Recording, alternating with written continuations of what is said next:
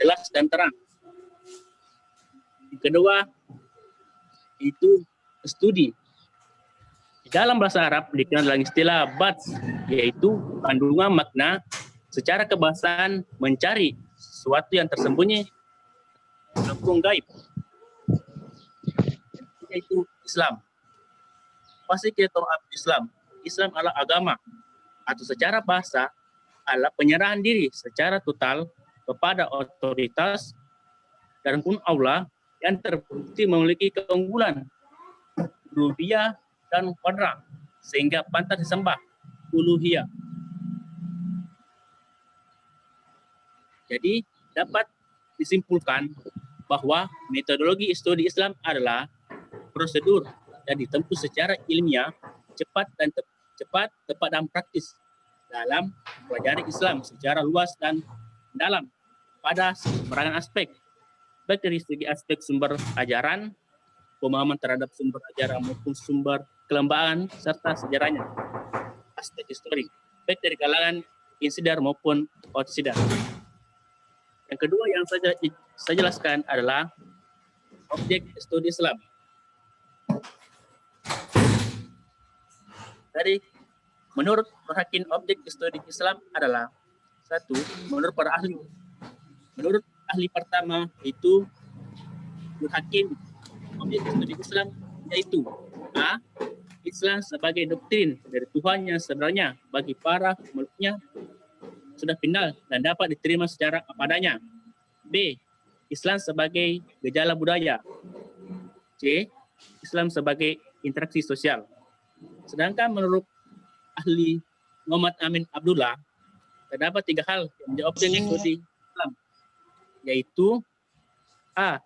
Wilayah praktik keyakinan dan pemahaman terhadap wahyu. B.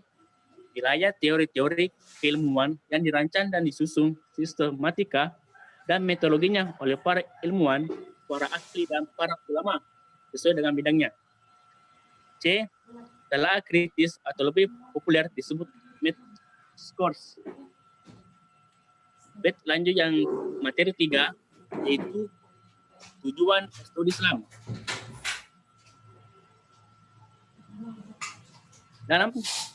Dalam tujuan studi Islam ada 4 yang saya jelaskan. Yang pertama itu mempelajari secara mendalam tentang hakikat Islam dan bagaimana hubungannya dengan dinamika perkembangan yang terus berlangsung. Tujuan kedua yaitu mempelajari secara mendalam terhadap sumber dasar ajaran agama Islam yang tepat dan abadi dan dinamis serta akulturasinya sepanjang sejarah.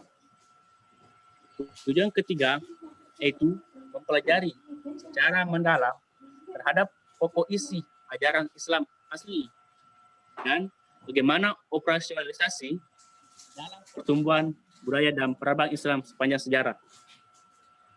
Tujuan keempat yaitu mempelajari secara mendalam terhadap sejarah Islam dan bagaimana perwujudannya dalam bimbing dan mengarahkan serta mengontrol perkembangan budaya dan Islam pada zaman modern ini.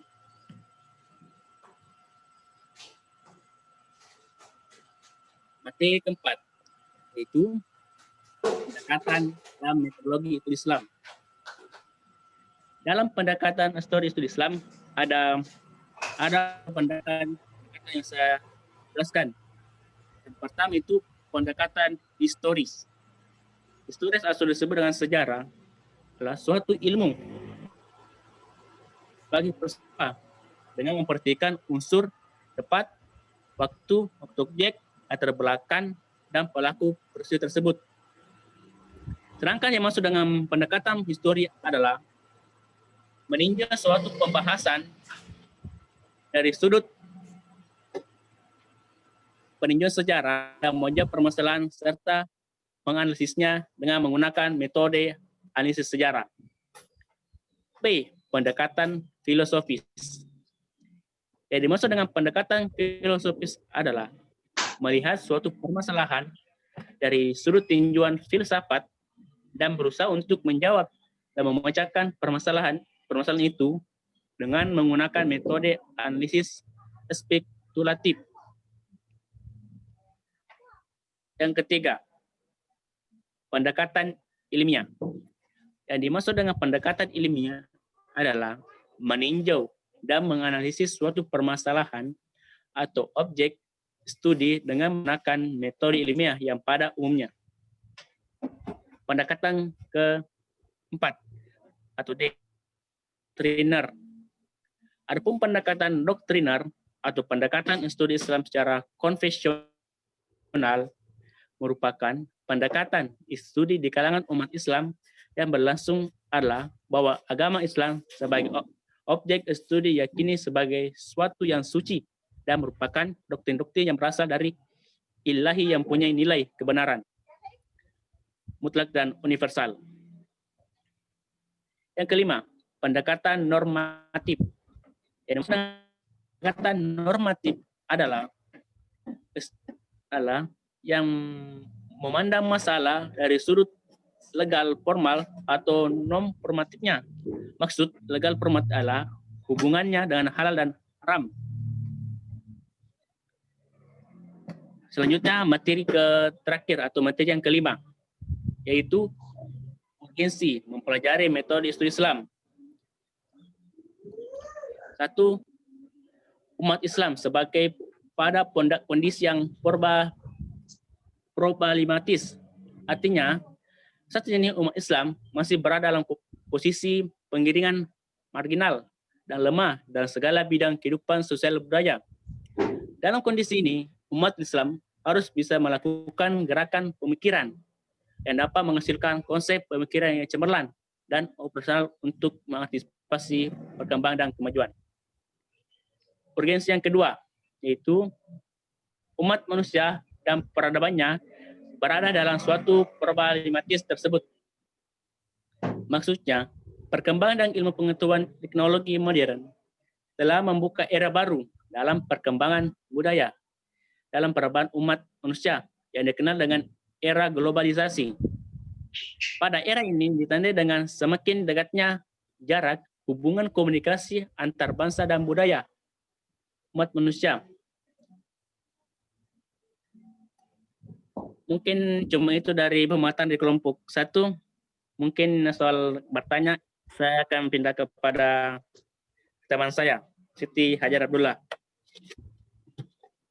Assalamualaikum warahmatullahi wabarakatuh.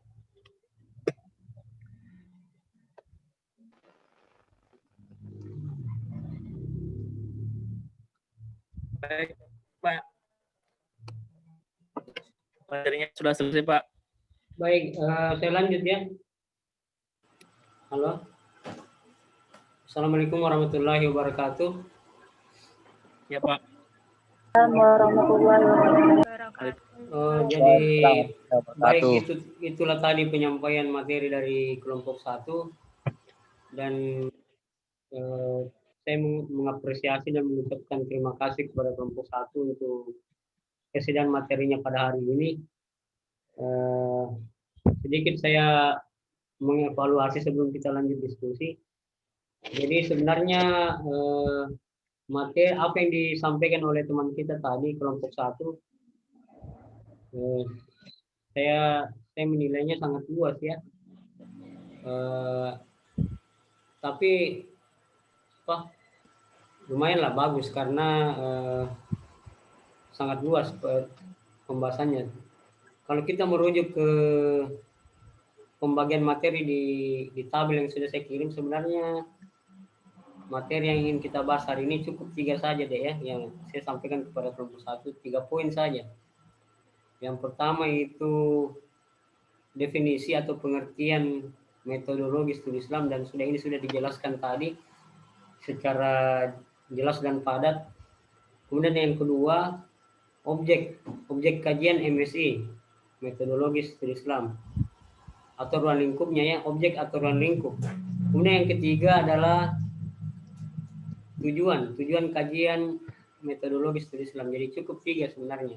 Tapi tidak apa-apa lah, karena kelompok 1 ini sudah menambahkan poin-poin yang barangkali nantinya bisa lebih diperjelas oleh kelompok lain ya. Karena sebenarnya apa yang diuraikan oleh kelompok 1 tadi sebenarnya termasuk dari penjelasan materi kelompok berikutnya, tapi tidak apa-apa lah. Ini memperkuat saja ya. Baik, sebelum kita lanjut di WhatsApp, saya memohon kepada kelompok 1 untuk mengatur jalannya diskusi ya. Mengatur jalannya diskusi. Jadi yang dibatasi, jangan semua mengajukan pertanyaan. Misalnya di rombel ini ada 3 angkatan, maka mewakili setiap angkatan 1 orang saja yang mengajukan pertanyaannya. Begitu mekanismenya supaya tidak, karena di WhatsApp itu tumpang tindih biasanya kalau terlalu banyak yang mengajukan pertanyaan, otomatis pemakala bingung yang mana mau dijawab.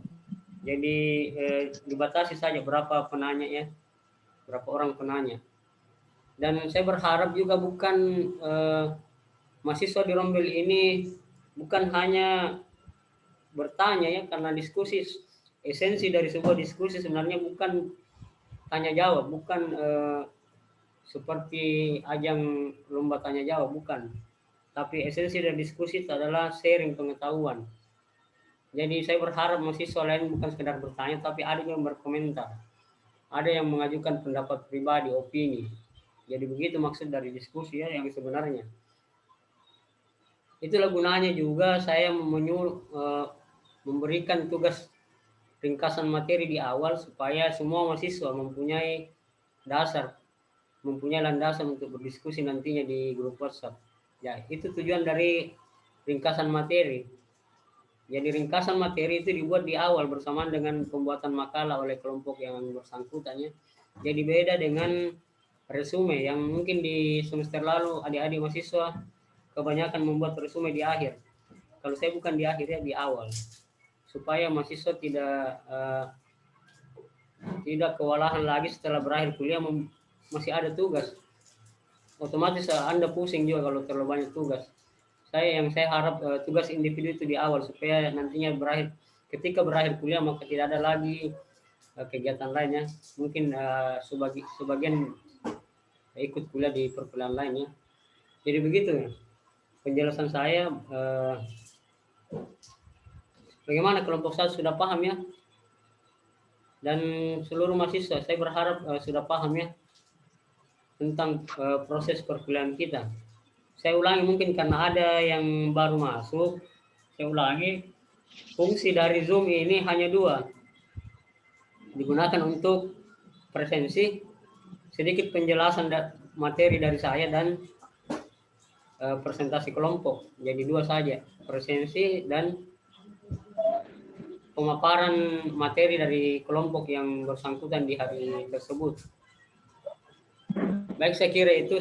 Kalaupun ada pertanyaan di luar materi kuliah hari ini, boleh diajukan langsung secara pribadi. Baik, saya harap mahasiswa lanjut ke grup WhatsApp ya. Siap, Pak. Siap. Dengar ya, siap semua ya. Kita lanjut di grup WhatsApp. Iya, Pak. Iya, Pak. Baik, saya akhiri pertemuan tatap muka kita di Zoom ini dan kita lanjut di grup WhatsApp. Akhirul kalam, nun wal kalam mas turun. Assalamualaikum warahmatullahi wabarakatuh. Waalaikumsalam warahmatullahi wabarakatuh.